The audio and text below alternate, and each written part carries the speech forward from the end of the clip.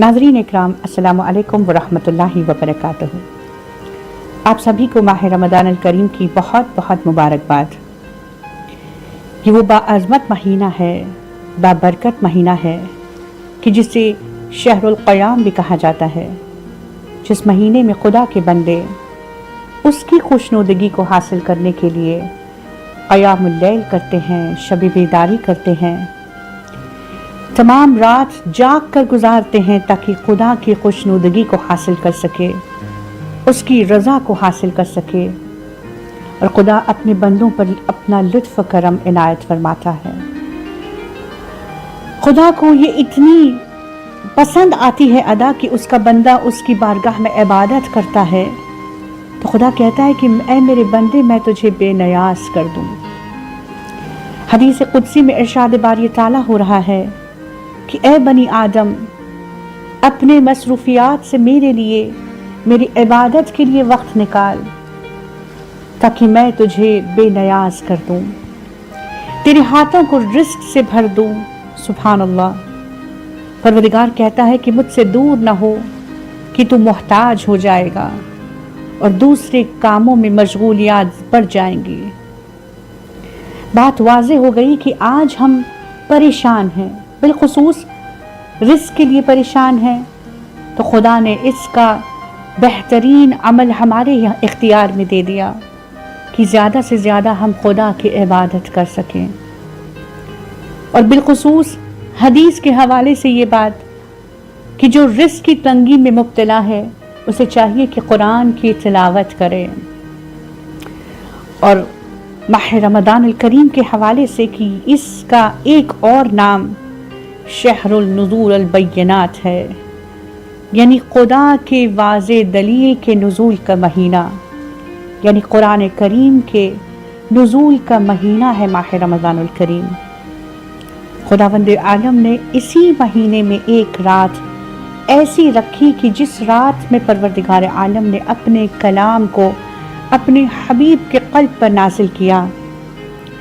सूरह क़द्र इस बात की गवाही दे रहा है कि जिसमें परवरदिगार कहता है कि इन्ना अंज़लनाहु फ़ी लैलतिल क़द्र, यानी हमने लैलतुल क़द्र में इस कुरान को नाज़िल किया।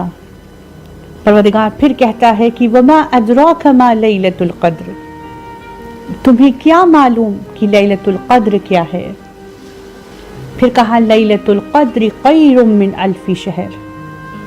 गोया परवरदिगार इस बात का ऐलान कर रहा है कि इंसानी ज़हनों के परे है शब क़द्र की फ़जीलतों को जानना, कि ये 1000 महीनों से अफजल वाली रात है और हमें चाहिए कि ज़्यादा से ज़्यादा इसमें परवरदिगार की इबादत करें, बाकायदा इस रात को दर्क करने की, अहिया करने की हम पहले से तैयारी करें। हम ये सोचें कि हमें इस रात में क्या आमाल करना है। बेखुसूस जिस तरह अगर हमें बादशाहों की यहाँ अगर दावत मिलती है तो हम उनकी दावत को कबूल करके उसकी तैयारी में लग जाते हैं कि हमें उनकी बारगाह में कैसे जाना है। उसी तरह खुदाए रब्बुल इज़्ज़त की जिसने हमें क़ल्क़ किया है, हमारा मालिक, कायनात का खालिक, हमें एक रात तोहफे में दे रहा है कि जो 1000 महीनों से अफजल है। हमें चाहिए कि हम बाकायदा इसकी तैयारी करें कि इस बाअज़मत रात को हम कैसे दर्क करें, इसे कैसे अहिया करें, कैसे गुजारें। ज़्यादा से ज़्यादा हमें चाहिए कि इस रात में कुरान करीम की तिलावत करें। देखिए, जहाँ कुरान करीम की हम तिलावत करें तो ख्याल रहे कि परवरदिगार आलम हमें इस तिलावत का इतना अज्र अता करेगा कि जिसके बारे में आप सल्लल्लाहु अलैहि वसल्लम फरमाते हैं कि अगर किसी ने एक हुरूफ की तिलावत की, कुरान की आयत की, तो खुदा हर हुरूफ के एवज में 10 हसनात नामे आमाल में दर्ज करता है। यानी अलिफ लाम मीम 3 हुरूफ हैं, तो हर हुरूफ के एवज में परवरदिगार हमें 10 हसनात عطا کرے گا. سبحان اللہ. اب یہ تو بقیہ مہینوں میں قرآن کی تلاوت کا ثواب ہے، مگر ماہ رمضان الکریم میں قرآن کی تلاوت کا کتنا ثواب ہے. آقا فرماتے ہیں کہ اگر کسی نے ایک آیت کی تلاوت ماہ مبارکہ میں کی تو اسے پروردگار عالم اتنا ثواب دے گا کہ جیسے اس نے پورے قرآن کو ختم کیا ہو. سبحان اللہ. یعنی بسم اللہ الرحمن الرحیم قرآن کی ایک آیت ہے، اگر کوئی اس کی تلاوت کرے تو خداوند کریم ایک قرآن مکمل تلاوت کرنے کا ثواب نامہ اعمال میں درج کرے گا. سبحان اللہ. مختصر یہ کہ قرآن اتنا با عظمت ہے کہ یہ کتاب الہی ہے، کلام الہی ہے کہ جس میں پروردگار عالم نے ہمارے لیے شفا رکھی ہے. آپ صلی اللہ علیہ وآلہ وسلم فرماتے ہیں کہ قرآن سے متمسک رہو کہ یہ ہر دور کے لیے شفا ہے. قرآن کی تلاوت کا اتنا زیادہ ثواب ہے. آپ صلی اللہ علیہ وآلہ وسلم فرماتے ہیں کہ جو قرآن کی تلاوت کرتا ہے وہ کبھی محتاج نہیں رہتا، وہ غنی رہتا ہے. جس نے روزانہ 10 آیات کی تلاوت کی اس کا نام غافلوں کی فہرست میں نہیں لکھا جاتا. جس نے قرآن کی 50 آیات کی تلاوت روزانہ کی تو اس کا نام خدا کو یاد کرنے والوں کے فہرست میں لکھا جائے گا. اور پھر آپ صلی اللہ علیہ وآلہ وسلم فرماتے ہیں کہ اگر کسی نے روزانہ 100 آیات کی تلاوت کی تو اس کا نام عابدوں میں لکھا جائے گا. اور پھر کہا کہ اگر کسی نے 200 آیات کی تلاوت روزانہ کی تو خداوند کریم اس کا نام خاشعین میں لکھے گا، یعنی وہ کہ جو خدا کے خوف میں اپنی زندگی کو گزار رہے ہوں. سبحان اللہ. تو اس حدیث نبوی سے یہ بات بھی واضح ہو گئی کہ قرآن کی تلاوت کے لیے صرف ماہ رمضان الکریم کو ہمیں مخصوص نہیں کرنا، بلکہ زیادہ سے زیادہ کوشش کرنی ہے کہ ہم اپنے ہر دن میں ایک وقت کو نکالیں کہ جہاں ہم خدا کے کتاب کے، اس کے کلام کی تلاوت کریں. اور پھر آقا فرماتے ہیں، نبی کریم فرماتے ہیں کہ جب کسی گھر میں قرآن کی تلاوت ہوتی ہے تو آسمان والوں کو وہ گھر ستاروں کے مانند چمکتا ہوا نظر آتا ہے. سبحان اللہ. جس گھر میں قرآن کی تلاوت ہوتی ہے وہاں برکتیں آتی ہیں، وہاں پر فرشتوں کا گزر ہوتا ہے. تو بات واضح ہو گئی کہ ہمیں زیادہ سے زیادہ قرآن کی تلاوت ماہ مبارک رمضان میں کرنی ہے. بالخصوص ایک مخصوص وقت اس شب قدر کو ہم رکھیں کہ جہاں ہم قرآن کی تلاوت کریں. خیال رہیں کہ جہاں ہم قرآن کی تلاوت کریں وہیں ایک وقت مخصوص اس لیے بھی رکھیں کہ ہم قرآن کریم کو حفظ کریں. پروردگار عالم حافظ قرآن کو سلامت رکھے. ہمیں چاہیے کہ ہم کوشش کریں کہ ہم خدا کی آیتوں کا حفظ کریں. آقا نامدار فرماتے ہیں کہ اگر کسی نے قرآن کو سیکھا اور اس پر عمل کیا تو وہ بہترین عمل ہے. کوشش یہ کریں کہ ہم کم از کم ایک چھوٹا سا سورہ حفظ کریں، بالخصوص شب قدر میں، لیلۃ القدر میں. اگر یہ ممکن نہ ہو تو اس لیلۃ القدر میں کم از کم ایک آیت کو ہم حفظ کریں اور خدا سے اس کا بہترین اجر حاصل کریں انشاءاللہ. خیال رہے کہ جب ہم تلاوت قرآن کریں یا قرآن کا حفظ کریں تو ہماری نیت اپنے خدا کو راضی کرنے کی ہو. ہماری نیت خدا نخواستہ ریاکاری نہ ہو، کیونکہ روایات موجود ہیں کہ اگر کوئی انسان کسی دوسرے کو دکھانے کے لیے عمل کرتا ہے تو خدا روز قیامت اسے اسی انسان کے حوالے کر دیتا ہے کہ جس کی خوشنودگی کے لیے اس نے زندگی میں عمل کیا ہو. یعنی ہمیں اگر عمل کرنا ہے تو ہماری نیت خالص ہونا ضروری ہے.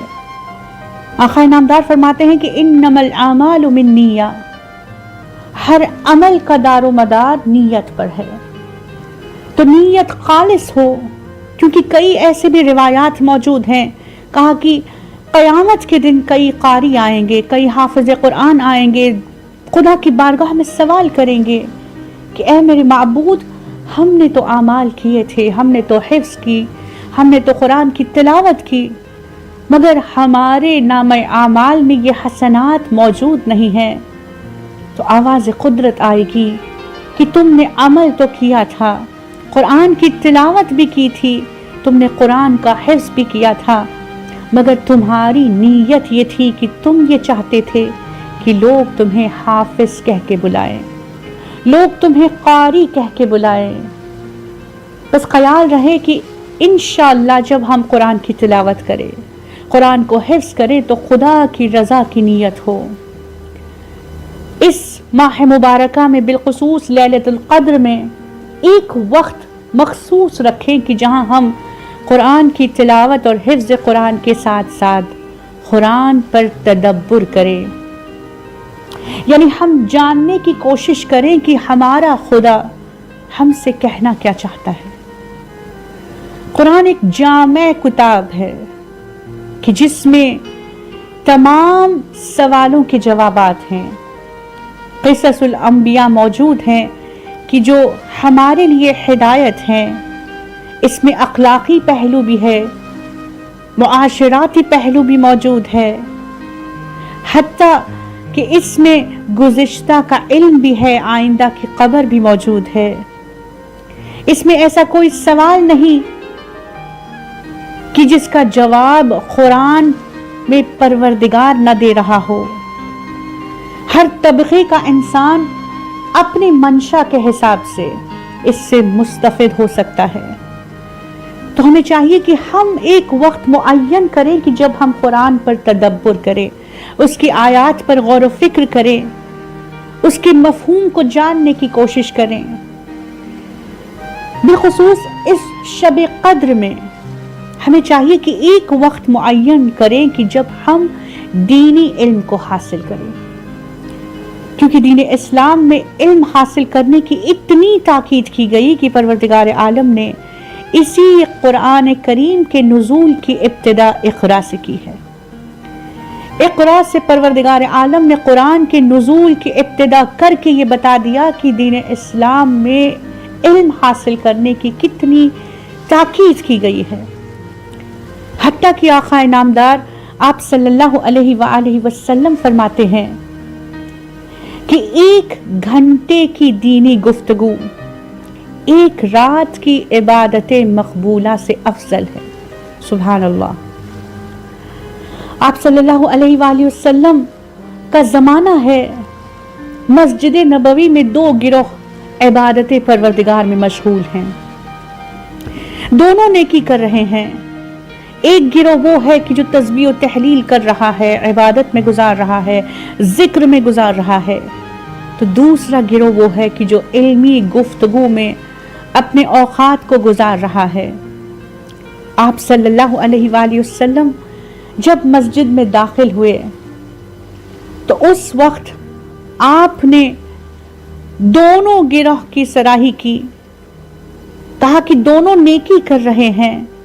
پھر آقا نامدار اس محفل میں جا کر بیٹھے، اس گروہ میں شامل ہوئے کہ جہاں دینی گفتگو ہو رہی تھی، جہاں پر لوگ علم حاصل کر رہے تھے، اور پھر آپ صلی اللہ علیہ وآلہ وسلم نے بتایا کہ بے شک دونوں گروہ نیکی کر رہے ہیں، مگر سب سے بہترین عبادت یہ گروہ کر رہا ہے کہ جو دینی علم کو حاصل کرنے کی کوشش کر رہا ہو۔ پھر آقا نے فرمایا کہ پروردگار عالم نے مجھے معلم بنا کر اس روئے زمین پر بھیجا ہے۔ سبحان اللہ۔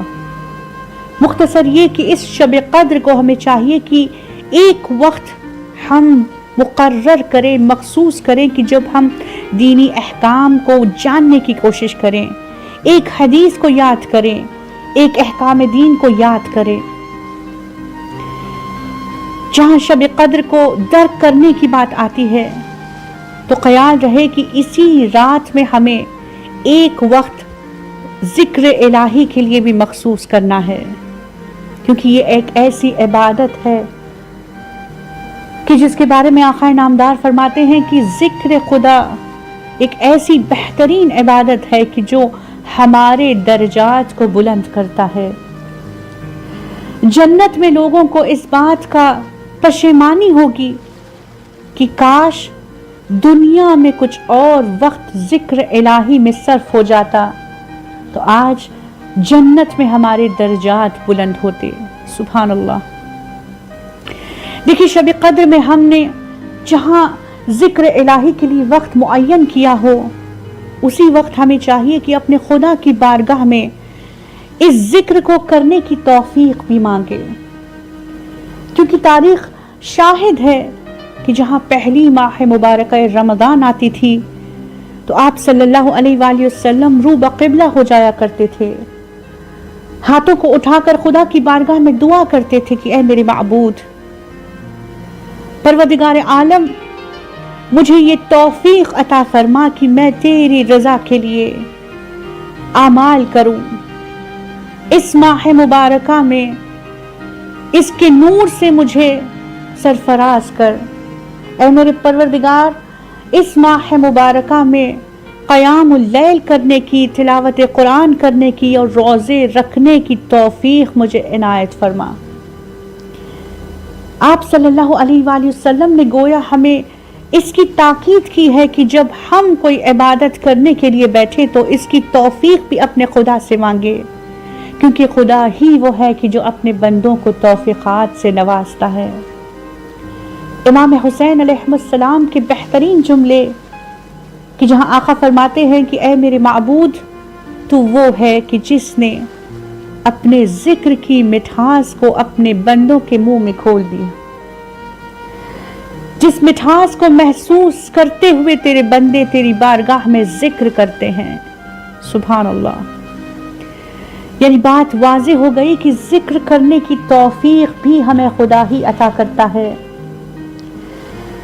جناب یعقوب نبی علیہ السلام کا زمانہ ہے جب ان کے بیٹوں نے جناب یوسف علیہ السلام کو کنویں میں ڈال دیا تو یعقوب نبی نے خدا رب العزت کی بارگاہ میں دعا کی، کہا پالنے والے میرے بیٹوں نے یوسف جیسے کو کنویں میں ڈال دیا اور تو نے انہیں سزا نہ دی۔ وہی آئی کہ اے یعقوب، میں نے اپنی ذکر کی لذت سے تمہارے بیٹوں کو محروم کر دیا ہے، وہ ذکر تو کریں گے مگر میری ذکر کی لذت سے محروم ہو جائیں گے۔ بات واضح ہو گئی کہ محض اللہ اکبر کہنا اور بات ہے، مگر خدا کے عشق میں ڈوب کر، اسے اکبر جان کر، اس ذکر کی لذت کو محسوس کرتے ہوئے ذکر کرنا اور بات ہے۔ پروردگار کی بارگاہ میں ہم یہ دعا کرتے ہیں کہ اے میرے معبود، اس ماہ مبارکہ میں ہمیں ذکر کرنے کی توفیق عطا فرما۔ جہاں ہم نے ذکر کیا تو خیال رہے کہ صرف یہ زبانی لفظوں کی ادائیگی تک نہ رہ جائے، بلکہ ہم پورے وجود کے ساتھ، دل کی گہرائیوں کے ساتھ خدا کا اس طرح ذکر کریں کہ امام علی علیہ السلام فرماتے ہیں کہ خدا کا ذکر کبھی غفلت میں نہ کرنا۔ جب خدا کا ذکر کرنا تو اپنی زبان اور اپنے قلب کو ہم کلام رکھنا، تمہارا ظاہر اور تمہارا باطن ایک جا ہو، اور خدا کا ذکر اس وقت تک مکمل نہیں ہو سکتا کہ جب تک تم اپنے آپ کو فراموش نہ کر دو۔ سبحان اللہ۔ یعنی جب ہم خدا کا ذکر کریں تو اس بات کا احساس کریں کہ ہمارا وجود کچھ نہیں ہے، ہماری زبان بھی اگر گویا ہے تو اس خدائے رب العزت کی عنایت ہے۔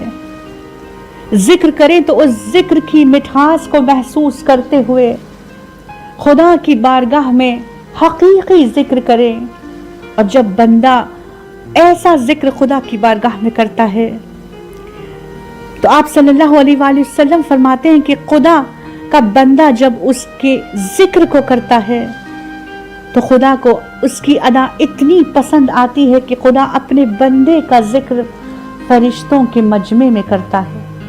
سبحان اللہ. ہمیں چاہیے کہ بہترین ذکر اذکار اس شب قدر کو کریں. ویسے تو کئی وظائف موجود ہیں، بالخصوص ہمیں چاہیے کہ لا الہ الا اللہ کا ذکر کریں، کیونکہ اس کے بارے میں کہا گیا کہ جو انسان اس کا ورد کرتا ہے تو گویا وہ خدا کے پناہ میں آ جاتا ہے، گویا وہ خدا کے قلعے میں داخل ہو گیا ہو، اور جو خدا کے رحمت کے قلعے میں داخل ہو گیا اس پر خدا عذاب نہیں کرتا.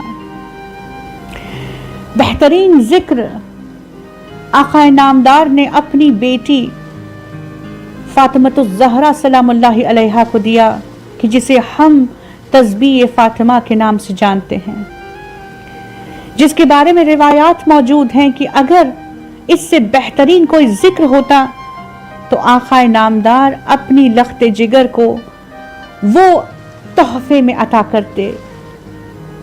زیادہ سے زیادہ تسبیح فاطمۃ الزہرا ہم پڑھیں اس شب قدر کو، زیادہ سے زیادہ خدا کو یاد کرے، ذکر میں، عبادت میں، قرآن کی تلاوت میں اس شب قدر کو گزاریں، اور بس اسی دعا کے ساتھ کہ اے پالنے والے اس شب قدر کو ہمارے لیے سلامتی ہی سلامتی قرار پا. اے میرے معبود، وہ تمام حسنات کہ جس کا تو نے وعدہ کیا ہے وہ ہمارے نامہ اعمال میں درج ہو جائیں. ہمیں توفیق دے کہ ہم شب قدر کو درک کریں اور تیری مقبول بندوں میں ہمارا شمار ہو جائے. وآخر دعوانا ان الحمد للہ رب العالمین.